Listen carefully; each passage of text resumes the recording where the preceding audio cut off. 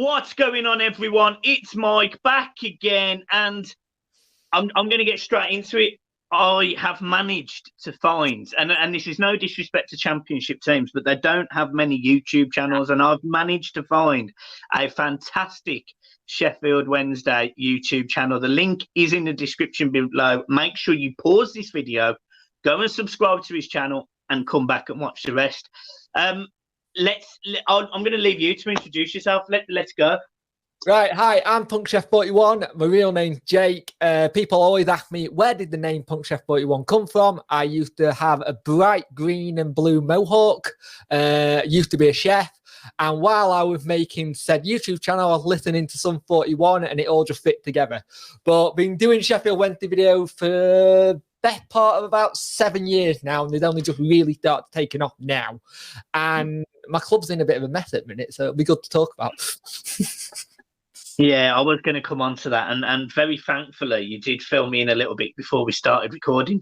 Thank God, because it sounds like you are in a bit of a mess, I must say. Firstly, let's get into the game a little bit first of all.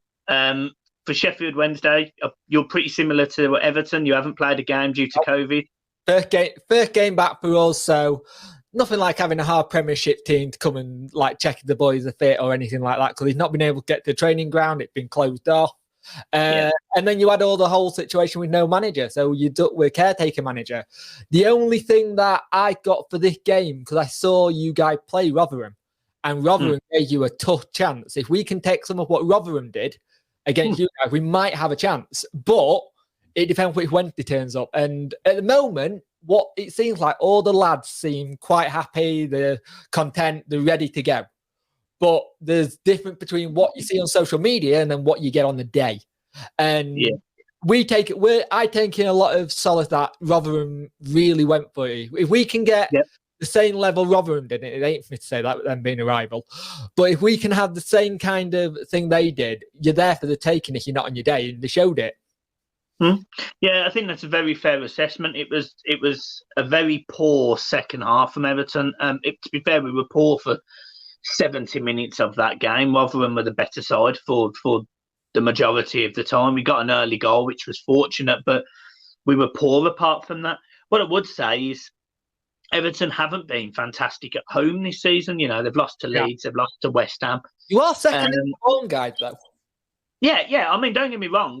But the Premier League itself is a little bit hit and miss on away and home teams anyway. So, you know, it does make you think Everton could be slightly further up the Premier League table if they'd have beat these teams. Ordinarily, you'd expect Everton to beat on their day.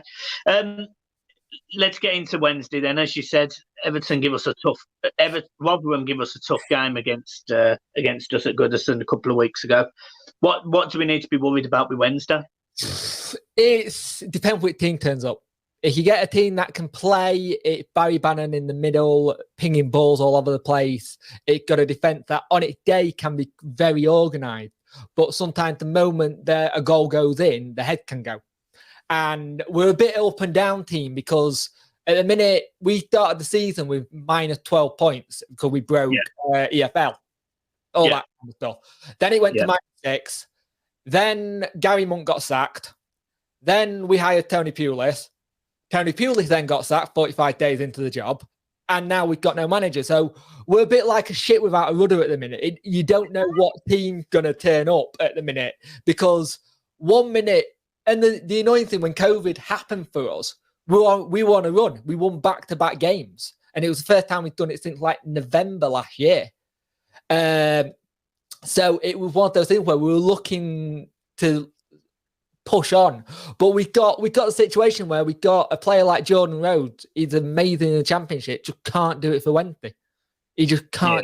Yeah. And if you get Barry Bannon and co pinging balls in, and we get our young lad we've just got from Villa, he got released, Andre Green. It could be quite good. And I think we've got one of your old youth team players at our place who's just coming back from injury at the minute. And he's had quite a good spell. So it'd be nice if he could have played, but I think it can be a bit too close. Who is that? Oh, let me find him. I can never say his name. Don't worry. I think for Everton, I think it really does depend. I mean, I hate saying this, and I never want to sound too cocksure of ourselves because we never should. But ordinarily, on paper, if an Everton team turns up that is at least a Premier League standard, they should be a Championship team. You know, that's just how it is. But we do have this issue of getting around teams and breaking teams down at times, and we have done certainly while we've not had Luca Dean, or at least a fit Luca Dean, and obviously James Rodriguez. Do you think some of the players from Wednesday will be up for the game because they are going up against players like James Rodriguez, for example? I think they will be, because in our last game, we had a lot of youth team players play in the FA Cup, and it was good to see like some of our academy players do well. Granted, no disrespect to Exeter, but it was Exeter. It was a lower league opposition, so we were hoping it was going to be easy for the lads. And it wasn't an easy game. It was quite hard. We struggled for it. I'm hoping it'll give some of the players that kind of thing to go, especially some of the youngsters. They could be put in the shop window. And I don't want that for Wednesday, but I'm thinking of the player's point of view. You want to impress whoever you can. If there's an Everton scout there, or Carlo Ancelotti sees someone who he likes, you can turn around and go, I want that player, kind of thing. I always find it really interesting when it comes to the kind of situations where, like I say, on paper, you should batter us with your team. The team you've got, you should absolutely smash us. But football's not played on paper. It's the luck of the draw. And I think there's an Everton team, and there's a fan base. It's the first time my friend who put me in touch with you is a massive Evertonian fan, and he said it's the first time he's seen the fans come together because they got a project now. And I think someone like Ancelotti is the perfect fit for you, but he got to get the right balance for you, if you know what I mean. Yeah, and I think that's a fair assessment, because Everton, it's a bit weird. So if Everton set up defensive and they play a flat back four, we concede very little goals. I think in the 6 games we've done that, we've conceded 2. Wow. When he plays more attacking, it leaves gaps, and it leaves gaps in between Luca Dean and Seamus Coleman, or whoever plays right. Midfielder just to mop up, aren't you? Like just sitting in front. Well, again, you say that, and I get it, because that's what everyone would say looking at Everton, but we've got Alan, we've got Decore, we've got real quality in the middle of our park, and it's been a case of, I think it's just been an early transition this season. I think it's been a case of, you've got Luca Dean bombing down the left, you've got Seamus Coleman bombing down the right, and Alan and Decore haven't necessarily known the dynamic of the team, haven't known where to spread out, haven't known where to cover, and it has hit us at times. And we played Fulham a few weeks ago, who, arguably, obviously they are in the Premier League, but arguably you would say that they're in relegation zone. So, you'd probably compare them more to a top Championship team than a top or higher Premier League team. But they give us the right game through the middle of the park. They were just constantly running through us, and that was the theme. That was the trigger for me, where we started playing this flat back ball, and having a Ben Godfrey, who you may have seen at Norwich, and Mason Holgate playing at right back, and Yuri Mina and Michael Keane, the 2 centre halves. Everton were very strong, both physically in the air. They had pace to get in behind and cover the back. And of course, I had Decore still sitting. But what that did is stop us attacking, because there was so much emphasis on just sitting back and hitting people on the counter. And don't get me wrong, I don't mind doing that against Chelsea and Leicester away and getting results. But I don't want to do that against, Sheffield Wednesday or Rotherham, for example. I want us to go and give, we shouldn't be playing defensive against a Championship team at home. But we'll play an attacking style, but that will leave gaps. And then gaps are what Barry Bannon, who obviously had a long period at Aston Villa, played against Everton in the Premier League. I remember his ability on the ball. He's got a phenomenal pass on him. He can strike from long range. He's going to give players like him an opportunity to just pick out them gaps, and that is where Wednesday can hurt Everton, in my opinion. It could be a really exciting game for that in the case of like a back and forth. I think it's quite, because I was speaking to someone the other day who's an Everton fan. I was saying, you're only just seeing the beginnings of what you're doing. Yeah. And I think you're only just seeing the beginnings. And the fact that you're top 6 already is incredible. But this season, you can't judge anyone on this season. If Manchester United win this league this year, as much as it'd still be great to win it, you can't judge it on this season because everyone's all over the place. And I find it interesting watching Everton because I've got a little soft spot for them, and I always had done.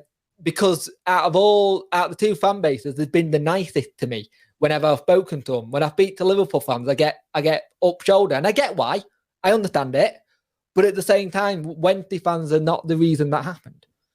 And it gets annoying for Wednesday fans. And it's one of the things we've always said, if we got promoted, we don't know how Liverpool fans would, or any fans would treat us, if you know what I mean. Yeah. But that's a bit of a tangent. But I do understand what you're saying. I reckon it could be quite a back and forth game, actually. I like it to be a nice open game, something that 8 o'clock kickoff, everyone can watch it, and it's a good game.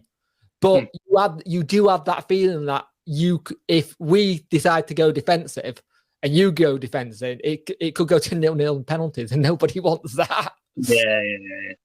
What about, obviously, the drama behind Wednesday? Obviously, as you said, the chairman, the managers. What's going on? So basically, we got a chairman who's getting advised by people. It's just bad advice, I think. But he already put 350 million in the club. And to be fair, that's a lot of money in 5 seasons, kind of thing. And not to get your return back. But then we've only sold 2 players for profit, and it was only about 8 million. But then we kept a load of players. Like we've got the situation in the summer.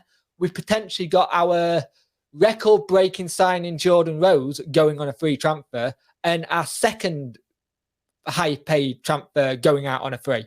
We just don't. He doesn't know how to run it as a football business. I think he knows how to run it as a business, but a business and a football business are 2 completely different things. They're not the same thing. You can't have it where you keep a load of people and you'll keep that person on contract because he's really good at photocopying and he's really good. With a player, if someone's really good at photocopying and say the higher up person comes up, I know it's a really bad analogy, come kind of poach him and pay you money for him, you go, how much? Yeah, that's decent. You let him go. I've got nothing but respect for our chairman because it's his money, not my money. It's not the fans' money, but he needs to be a little bit more open with them and a bit more communication because we don't get told anything. And when you don't get told something as a fan, you worry. You make what's going on in things okay. Like we had a period in December. It was December or November. We didn't pay our players fully. They got $7 grand, but they didn't get their entire pay packet. Yeah. And a lot of the fans were like, well, they earn loads anyway. But I said, that's not the point. At the end of the day, they should be happy with getting $7 grand. But if you're not getting paid fully, you're still going to kick off, even whatever you get paid. But I don't think it is. And people equally, they live by their means, you know. So if you earn £200,000 a year, you probably spend £200,000 a year, or maybe have limited savings, for example. But you spend what you earn, or most people do. Yeah. So it's most footballers don't own the cars; they're all leased. Yeah. So they'll all be leased from the club. Probably they'll provide the leases. Then obviously they've got their own homes. Fair enough. But equally with footballers, and I watched this in the Dean Ashton documentaries. It's the people they support as well. So, for example, you may have Barry Bannon, for example, who doesn't just pay his own bills, but he pays his mum and dad's. Yeah. And you know, when they're not working, or they are working but they're not earning, you kind of have to question where the breakdown is. I think some of the fans got a bit annoyed with it being because of the whole COVID situation with people not having work, and you're only getting $7 grand. But at the same time, you as a club and a business, you should not be not paying your players on time. It's your staff interfering. And so it makes you wonder what's going on behind the scenes. But ideally, as a fan, you don't really want to know. You just want to hope it's running smoothly. But when things like that start happening, you have to question it. Yeah, of course. Of course. So in terms of Sheffield Wednesday and this season, are you happy? Like what?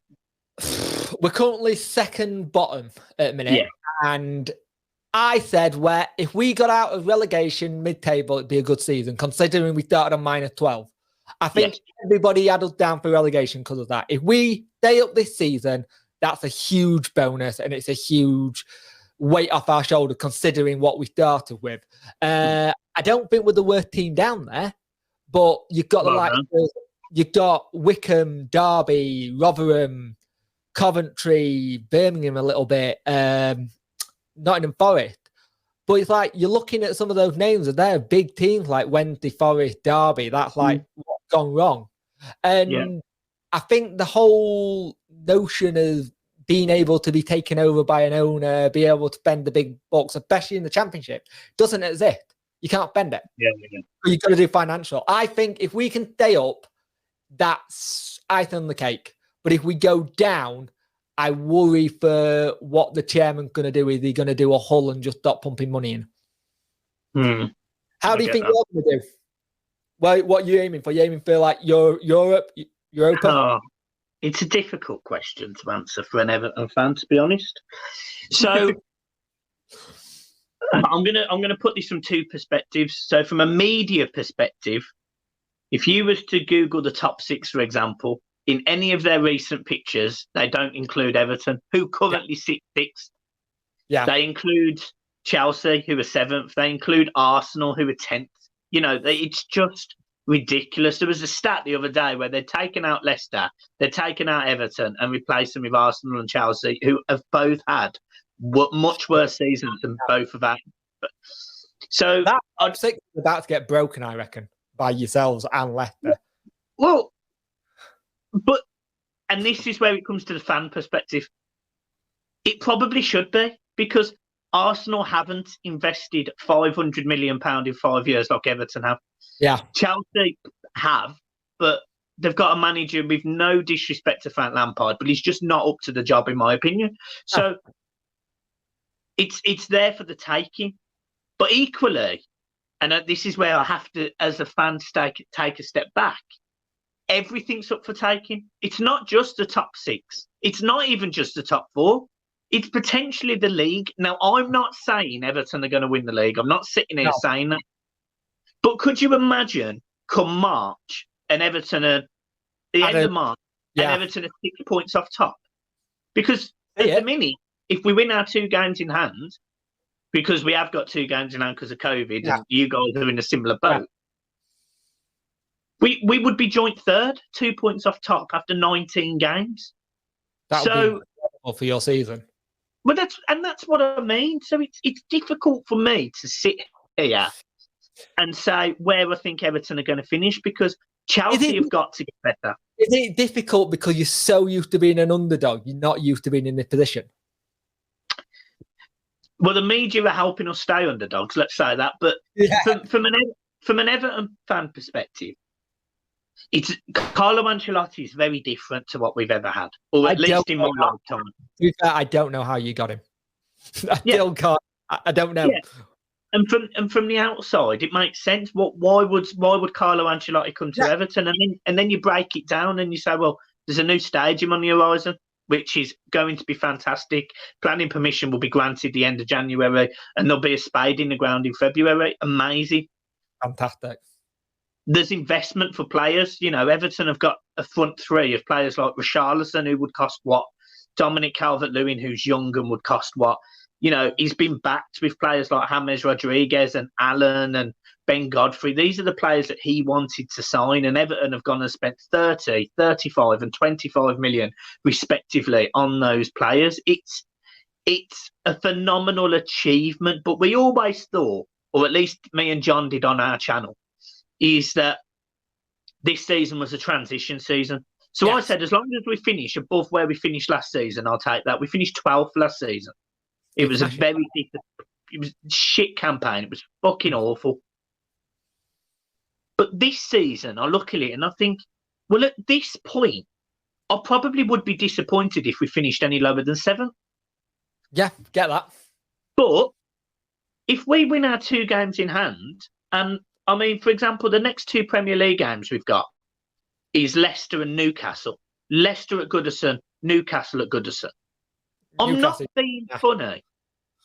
Leicester's a huge game, but Newcastle we should be beating at Goodison. So, genuinely, by this time next week, this time in 2 weeks, Everton could be in the top 3 with 2 games in hand on the teams above them.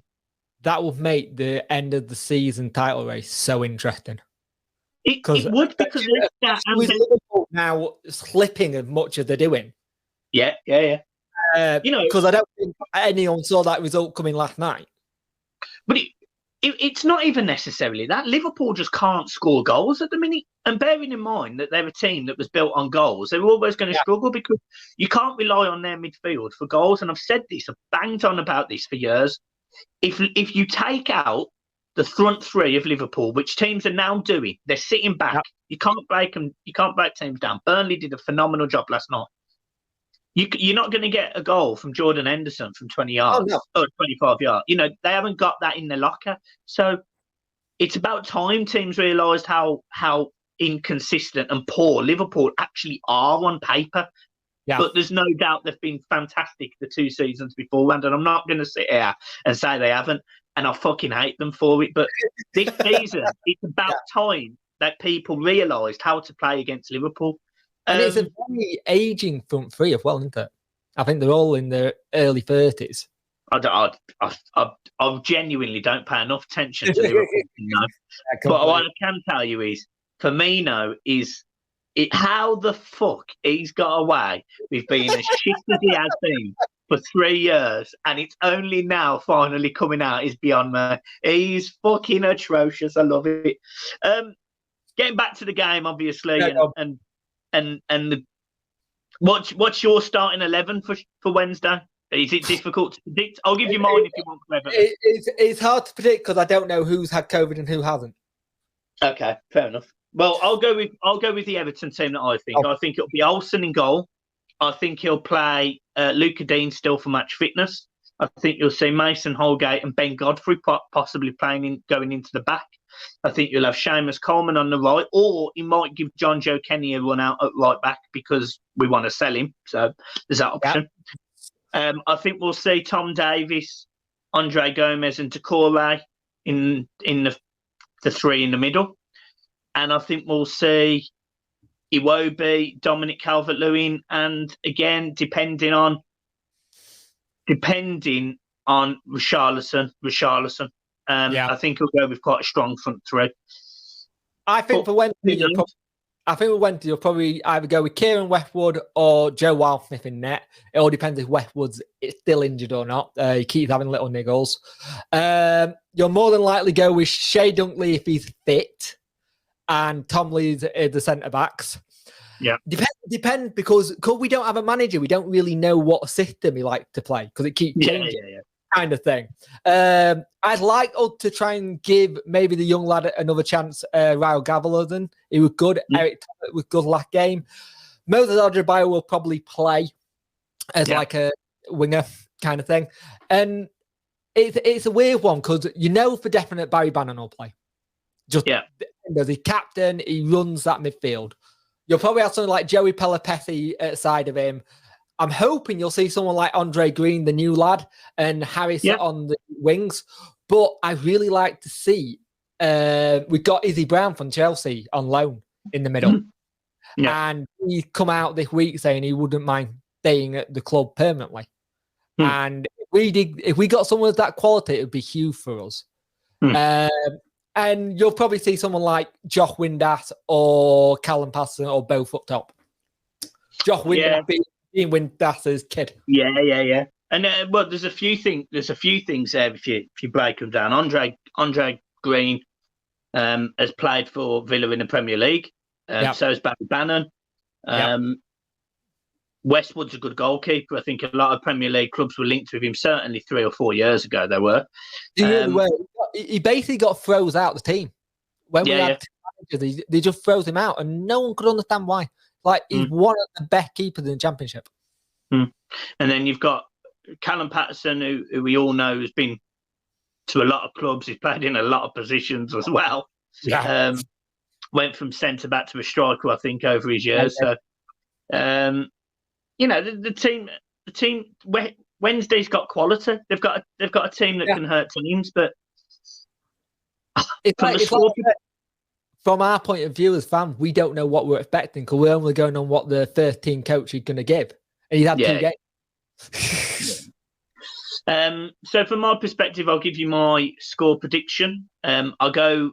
You're probably not going to be too against this in terms of my thinking, at least, but I'll go 3-1 Everton.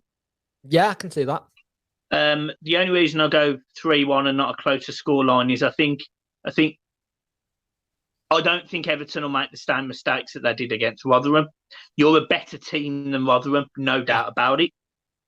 But I just don't think Everton can play that bad again, to be honest, because it was, in my opinion, it was our worst performance of the season.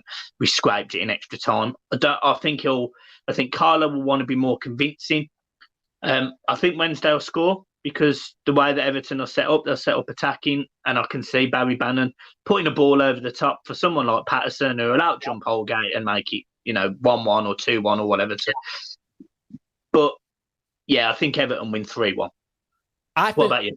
I think we'll win it 2-1 on the basis that you got that Barry Bannon got that ability just to float a ball over. And I'm wondering if it can be one where it's near the end of the game, it's heads are like cooling off, and it's like we need to go for it. So you're pushing forward, and we've just gone, well, sod it. We've not got nothing to lose. Ping it forward. I think 2-1. I think it'll be quite a close game. Just because I think when they secretly will know bits and pieces of what they've seen, what Rotherham did, and think we can do that. And we're always one of those clubs that like to try and outdo what our rivals done. Like most and especially since Rotherham smacked us 3-0 in the season before our time, we like to go, we beat them and got through to the next round. But I can see it being quite an interesting game because I don't think either team will set up to defend that much. I'm hoping so anyway. I think it could be a nice attacking game with some crunchy tackles and a proper FA Cup tie. Fair enough.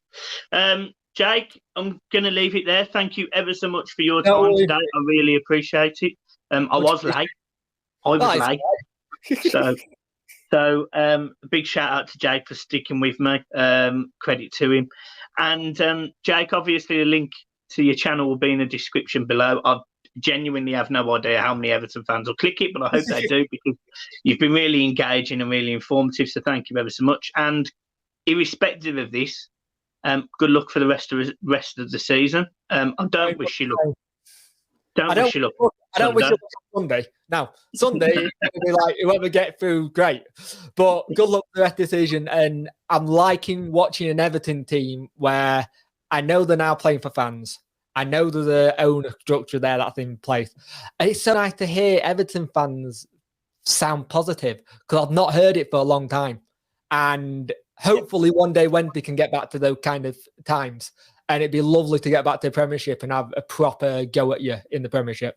Yeah, too. All right, but I shall see you soon. No worries at all.